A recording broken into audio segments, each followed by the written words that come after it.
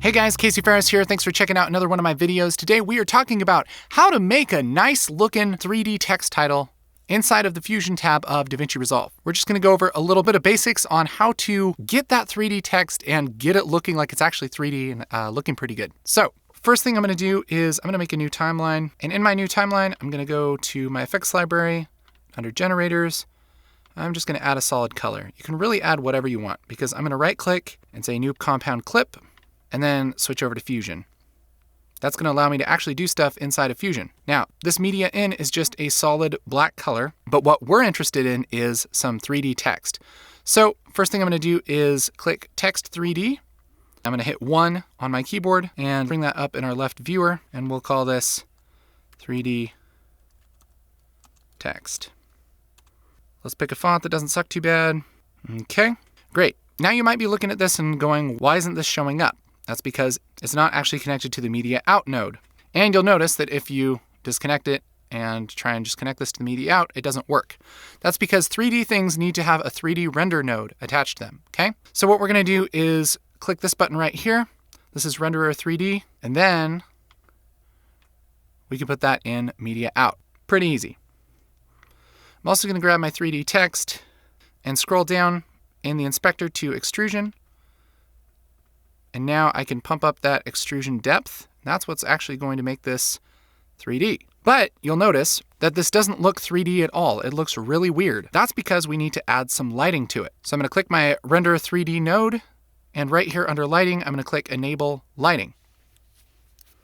And now it turns it black and it still looks bad. That's because we actually have to add a light to the scene. So what I'm gonna do is go to my effects library, under tools, under 3D, under light, I'm going to add a directional light. Just drag that in. But now we have to actually add it to the 3D scene because right now it's just kind of floating off in pretend land. And the way we do that is we add a 3D merge node, which is right here. I'll click that. We'll disconnect the text from our renderer, connect it to the merge node, and connect our merge node to our renderer. And now it's looking a little better. Yeah, it's looking nice. So pretty much how this works is everything in the 3D world gets merged together in Merge 3D, and then you render the Merge 3D. And that's how you actually see stuff. Let's say I want to adjust how this directional light looks. I'm gonna grab this node right here, and I'm gonna hit 1 on my keyboard, and it brings it up here in my 3D view. And up here, I can grab rotate, and I can adjust how this light hits the text. So I'll rotate it a little bit, kind of have it up and to the right. There we're really starting to see the 3D text effect. I also want to adjust where this 3D text is in space. So I'll load up my text 3D in my first viewer, and I can just move it down a little bit there. So that looks pretty good. I think what I'll do is change the color of my text a little bit. And let's make it more of a blue. Yeah. And one more thing to get this looking really nice, I'm going to take this directional light and duplicate it. I'll hit Command C, Command V, and it's going to add a whole bunch of junk. Oh gosh. I don't need this Merge 3D node because I'm going to merge everything in my existing Merge 3D node. And I'm going to just hook my directional light into my Merge 3D. So we have 2 lights and our text hooked into our Merge 3D node. And this light, I'm going to bring up in my left viewer again and rotate it so that it's actually shining on the back of the text. Tilt it down a little.